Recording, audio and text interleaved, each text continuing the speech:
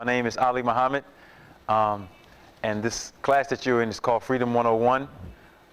It's basically for the purpose of teaching civics to the community and also for you to learn a process that I have labeled as self-administered reparations. And what we mean by that is economically, historically, civically, you will learn aspects that you can carry out as an individual to repair the damage that has been put on us because of ignorance and a loss of information. Freedom 101, again, works on behalf of this building because there's a group of us who are working to purchase this building for the purpose of educating our children with the information that you're learning now and setting up an educational paradigm that will be of benefit for us in the future, because what we have presently is not of benefit for us. And of course, many of us are having legal law problems all over the place. And in general, not just our people, but everybody has been duped when it comes to history and law in America. So what we're going to talk about today, I titled this subject, Benjamin Bannaker and the Black Right, Founders of the American Republic. And the reason why I titled it that, because Benjamin Bannaker, the man we know of as Benjamin Bannaker, plays a very important role in the history of the foundation of this country. And attached to him is a lot of history that exposes information that you need to know in order to have a proper lens of what you're looking at when you're looking at America historically. And also, because of the movement of law and the changes that have taken place, particularly in the 20th century around the 1920s and 30s, what was set up in America was an experiment. And what we need to learn from it is more information about what that is about, and then the practical way to deal with our everyday concerns. Okay? So, Benjamin Bannaker. Most of us have learned the flawed history about this man from our poor social studies and histories classes. We learned that he was an African-American astronomer, the first African-American astronomer, and that there was a Frenchman named Pierre L'Enfant who basically was designing the city of Washington, D.C., that would be the capital, and that L'Enfant was fired by George Washington, and this black man memorized the plans of L'Enfant and then laid out and surveyed the 10 square mile district of Washington, D.C., and that became, of course, the capital of this nation. All of that information is very wrong. What we have to understand is that the design of the American Republic and the physical design of the structure of the American Republic is all based on ancient African science, or ancient Moorish science, or ancient Islamic science, whatever terms that you want to use that denote what this is all about. It's all attached to that history. And one of the most important things that we have to learn is what was here before the founding of the United States of America. What was here in operation? Who were the people? What kind of systems and laws did they live by? And then what you will learn is that these were your ancestors, and the template for what was set up here by Caucasians was taken from us. Okay? And we have always played an integral role, although we don't know that. And we have been taught about slavery in a paradigm of believing that we are free. And we are not free. So like I always like to say, we are slaves looking back on slavery. And during slavery, there are people who were free then, and now there are people who are trying to make an abolitionist movement. I'm one of them. But we don't know that we are slaves. So it's hard to teach somebody. Like Harriet said, if they had known that they were slaves, then, you know, we could free them. Okay, so I guess we can go to the screen and start out with some very important facts on indigenous history. Are you going to, can you turn it okay, you got it? Okay, yes, sir, you got it. All right, so what I'm going to start out with is some history on the eastern seaboard of what the people pictured themselves as and who were these people, and how it led into what we know of as the American Republic. Now, I'm using words here. Often you hear the word democracy. The word democracy is not the original word that was in the Constitution, and we have to figure out, when did this country become a democracy, and what is a democracy as opposed to a republic? And why is that even important to your understanding of jurisprudence and law and civics right now? Okay? Because a republic is what is guaranteed to each of the states by the federal government in this Constitution, Article 4 of the Constitution. And according to the general definition of the word republic, a republic is a system of government that derives its power from the people.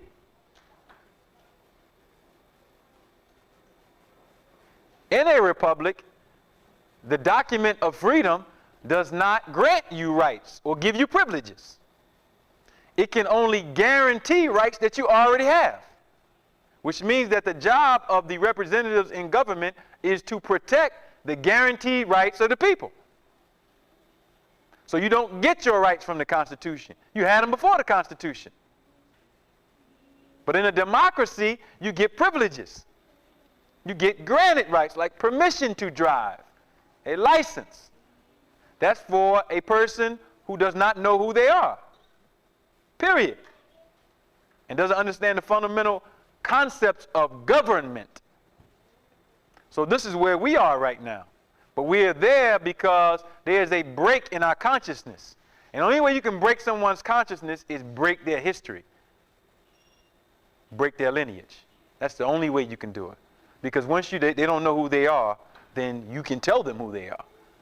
That means that you become their God. Okay? So, I have a picture here. It's from a book called America BC. Now, what we have learned about Native America is completely false, especially ancient Native America. And the peoples that we are shown currently, who they are calling Native Americans or Indians, are not the original indigenous people of the Western Hemisphere. They're not. What do I mean by indigenous? Indigenous means that which occurs by nature. Indigenous deals with a scientific term and not a geographical region. I'll say that again. It does not deal with a geographical region. Indigenous means the people who are by nature the original people of the planet, or whatever place that you go on the planet. And how you determine who is the original people is by genetics, DNA, blood type. That's how you determine who is indigenous. Okay? That which occurs by nature, which means that creation is our sustenance. And the other people are grafted, which means they don't get sustenance from creation. In fact, they attack it. So melanoma and skin cancer amongst Caucasians is a sign that something is very wrong with them in their process of their creation, not being racist and just being scientific. Because you were taught that you were the sons and daughters of Ham, and you were cursed. So we have to tell the truth. All right. So the first gentleman, this gentleman would have lived around the New England area. Now, if you look at him, you see his little fuzzy head, woolly head, so-called broad nose and big lips. And the book talks about the history of these people called Druids in Europe. And the Druids were the original founders of the civilizations of England, what we're calling Ireland, Scotland, and all these other places. And this is a picture of a Druid, and the script of the Druid, which is called Ogam, is also found all over New England, Massachusetts, Maine, New York, Philadelphia. Okay? So this actual picture is from Searsamount, Maine, and now is in a place called Sturbridge Village Museum in Massachusetts. It depicts a Druid wearing a chaplet of oak leaves and acorn, executed in the style of a Celtic artist in Ireland. Now, something very interesting about this area, the people of that area, the native people, call themselves Abenaki or Abenaki. Okay? And, excuse me? A is spelled various ways, but one way you can spell it is A-B-A-N-A-K-I,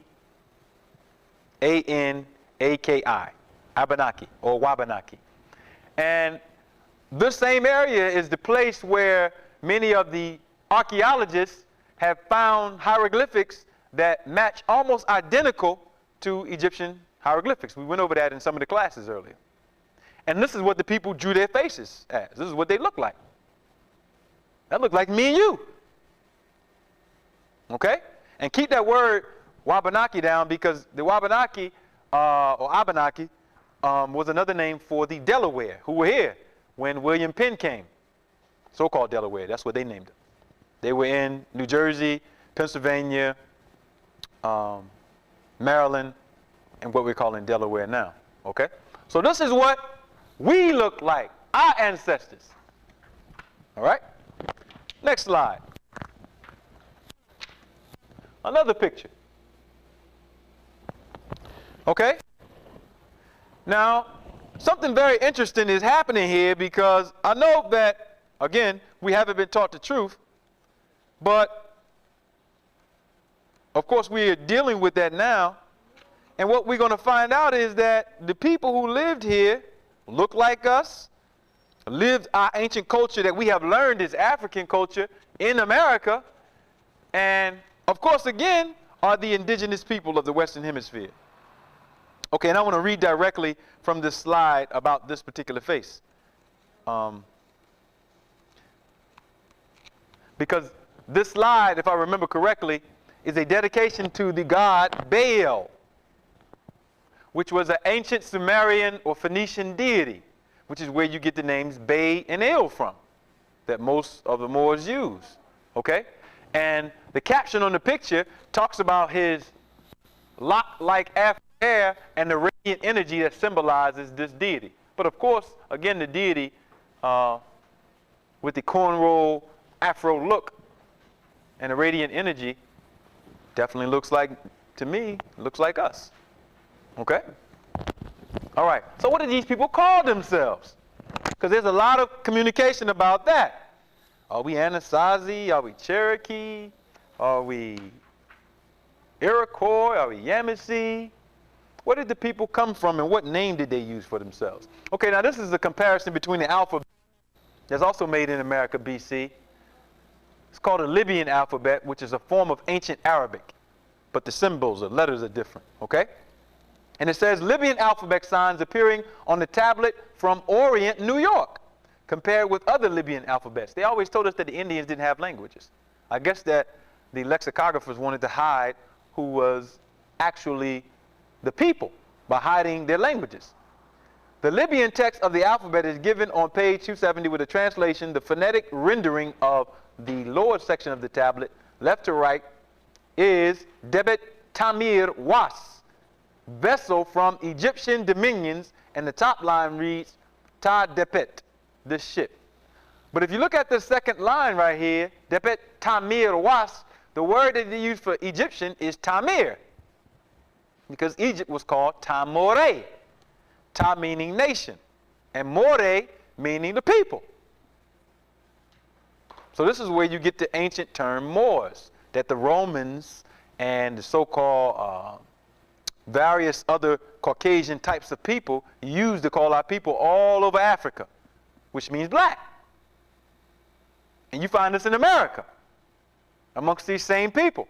So we'll have to ask a question about who we are, okay? All right.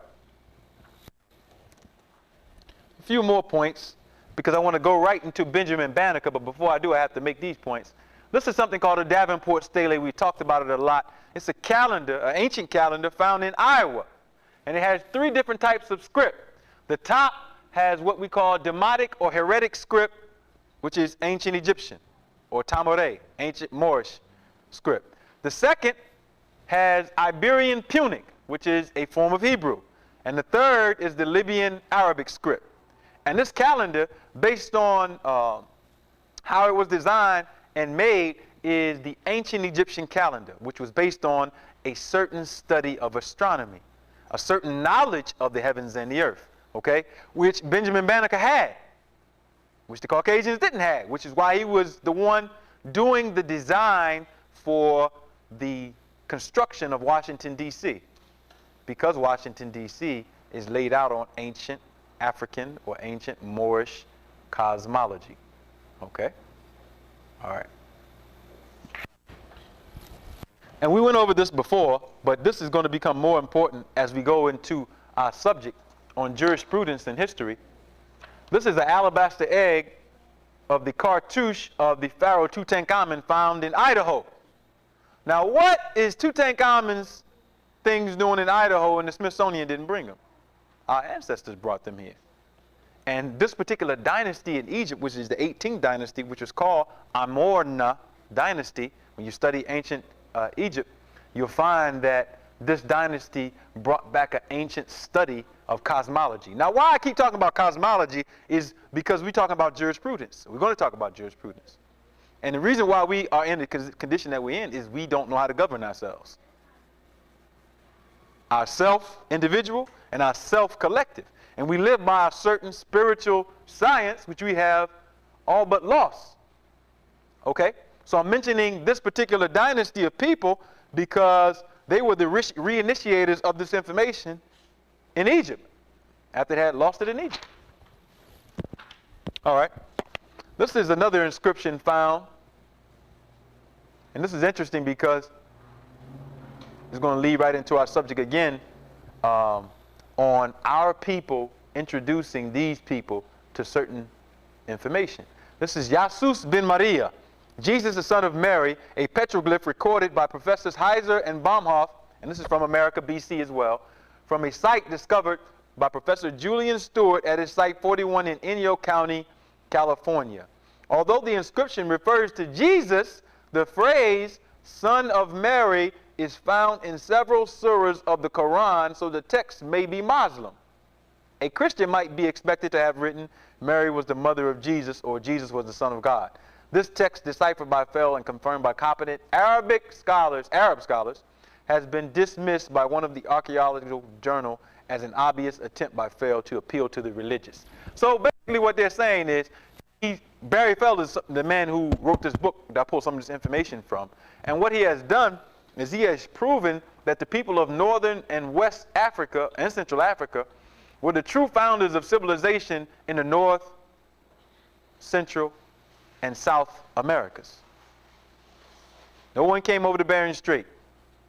The Bering Strait was an invention, and we have documented where the invention came in a script called Ulum script that was placed amongst the Delaware Indians by a Caucasian, which is why most of our people believe they came from the Bering Strait. All right. I'm going to lead right into the subject matter. This is another text that we've used before. And the reason why I'm mentioning this is because I want to show that these Masons that came over here were initiated by our black ancestors on this ground. Okay? And I want to show who we are and why, you know, this subject is so dealt with so delicately.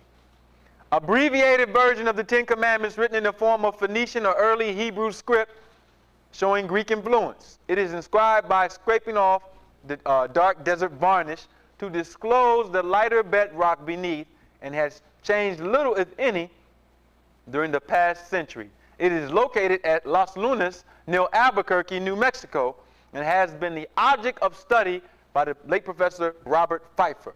So here in New Mexico, you also have these ancient Phoenician writings, which have Greek influence because we are the founders of the Greek language, showing the Ten Commandments. Okay?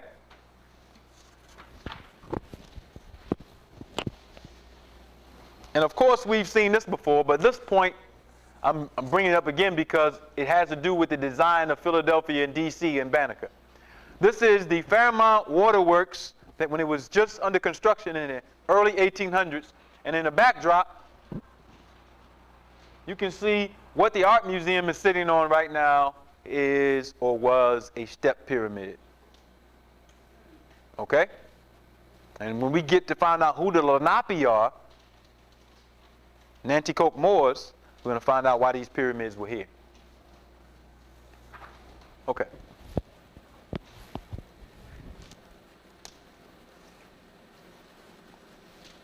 I guess I can do that now. We can come off of the slide for a second, and I can go over some information in regards to that, and then we'll come back. Okay. Now, the reason why, again, I titled the subject, Benjamin Bannaker and the Black Right, Founders of the American Republic, is because, indeed, our ancestors taught the Europeans government. Again, although we have not had this information. Now, what do you mean our ancestors taught these people government? Which ancestors are you talking about? Some of the people who I just identified. The Wabanaki Confederacy is still in existence, and the people in it are not the original founders of it. Okay?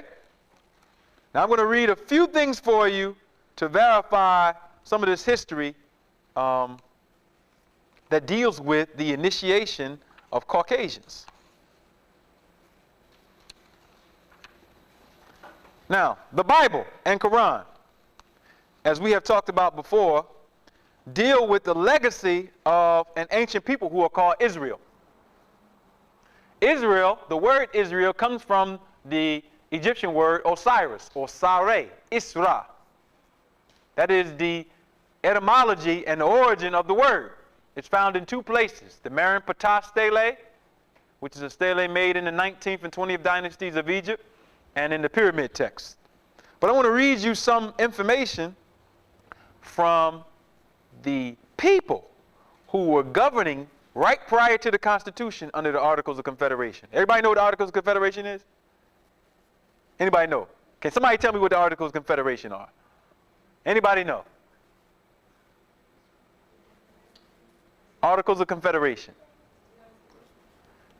Okay.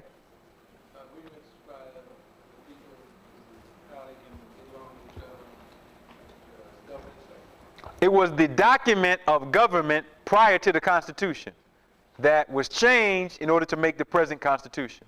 It was enacted and operated from 1781 to 1786. And there were 8 presidents in that time period prior to George Washington. And a lot of people are saying that they were black, but they weren't. They were Irish, and they were a part of a secret society called the Rosicrucians. And the Rosicrucians were the Germans who came over into America during the time period that Pennsylvania was being settled by William Penn, and they settled right up in Germantown. This is where you get the history of Germantown in Pennsylvania from. But I'm bringing that up because one of the presidents, whose name was Elias Boudinot, wrote a book called A Star in the West. And he talked about the native people who were here and how they were the lost tribes of Israel. And he talked about how they had the Bible in America prior to the European. Now this becomes very important because the so-called founding fathers who were under the Articles of Confederation have a secret connection to the society of people. Now, you know, we don't talk about secret societies and conspiracies. You hear about the Illuminati and all this stuff has become very popular. And people are just going all over the place with secret societies. But secret societies do rule your everyday affairs. Okay? But you have never known that there were black secret societies. You just hear about Rockefeller and Rothschild. But you haven't learned about your secret societies that have had drastic impact on planetary changes.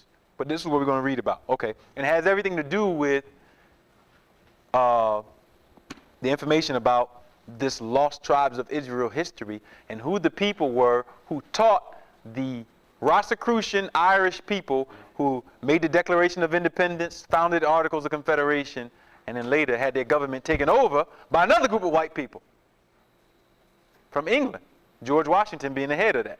All right? Okay. This is his quote. Again, the book is A Star in the West by Elias Boudinot. And his quote is, he's talking about the Lenape, or the Nanticoke Moors. It is said amongst their principal or beloved men that they have it handed down from their ancestors that the book which the white people have was once theirs. Now, the book that they're talking about is the Bible. Now, again, I'm telling you, the Bible is the history of the most ancient lineage on earth. which is this Moorish or Israelite history, a black history, or Israel, meaning the people of Osiris. Okay? It goes all the way back to ancient Nubia. All right? That while they had it, they prospered exceedingly. Talking about the history of the Bible. And the reason why I'm bringing this up also is because there was a European, Charles Thompson, who was the Secretary of Congress from 1774 to 1786. And he translated for the first time the original Septuagint, which is the Old Testament, right here in Philadelphia. And that translation that he has is completely different from your King James Version. There are specific verses that are missing. And he also knew that this lineage of people that he was translating the text about and that he had been initiated into right in Delaware were giving him information about a particular group of people who were here, who are being talked about by Mr. Elias Boudinot, the third president under the Articles of Confederation. So I'm trying to give you some context. That while they had it, they prospered exceedingly, but that the white people bought it from them and learned many things from it, while the natives lost their credit. Now, when did that happen? Most people do not know that the first time that the Old Testament was written down was in Egypt, 285 BC, under a pharaoh called Ptolemy Philadelphus. Now, it's interesting that you get this place named Philadelphia. 285 BC was the first time that the Bible was written down. Prior to that, there was no Bible except oral traditions. I know you don't believe that because you taught that Moses received the 5 books. That's a lie.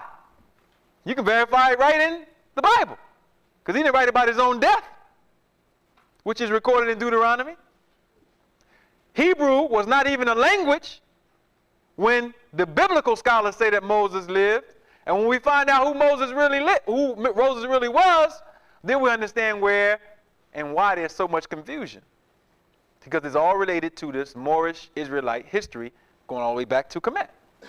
Am I confusing anyone? Okay? So the first time the Bible was written down is 285 BC under Ptolemy Philadelphus. And this was for the purpose of learning about a particular people in Egypt who had had their cartouches and history wiped out. And they are called the Amarna dynasty, 18th dynasty. And you find them mentioned in the Quran under Amran, the family of Amran, 3rd surah. Okay? And their lineage, as is recorded in the Bible and Quran, is Noah, or Nu. After the so-called climatic destructions on earth, then it leads to Abraham and the seed of Abraham. Okay? Now these people are real people. Right in Cairo Museum, if you are smart enough to get the information, which we have it in the book Reparations Equals War, they have Abraham's body. It is the best mummified and preserved body on earth. It has been mummified for 3,500 years. We'll go into detail further. Okay. So the white people bought it off them and learned many things from it while the Indians lost their credit. Offended the Great Spirit and suffered exceedingly from the neighboring nations, that the Great Spirit took pity on them and directed them to this country. So now what is being narrated is the movement of what I just showed you or talked about, the people of North Africa, the people of Kemet or Egypt, Tamaray, moving into West Africa and then moving further into North, South, and Central America. And if you look at the time period of the largest expeditions, they were taking place during the 2 time periods. This period of Israel with the Phoenicians, and then the period we know of as Carthage. Same people though, different names. All right. That on their way they came to a great river which they could not pass when God dried up the waters and they passed over dry shod. They also say that their forefathers were possessed of an extraordinary divine spirit by which they foretold future events. and controlled the common course of nature, and this they transmitted to their offspring on condition of their obeying the sacred laws. That they did by these means bring down showers of plenty on the beloved people, but that this power, for a long time past, had been ceased. Now this is from A Star in the West. I'm going to read one more quote from him. This is Elias Boudinot again. He wrote another book called The Second Advent during the 1800s. And before I read this quote, I want to show you why he was writing these books. Take a picture of America and what was going on. Washington was under attack by the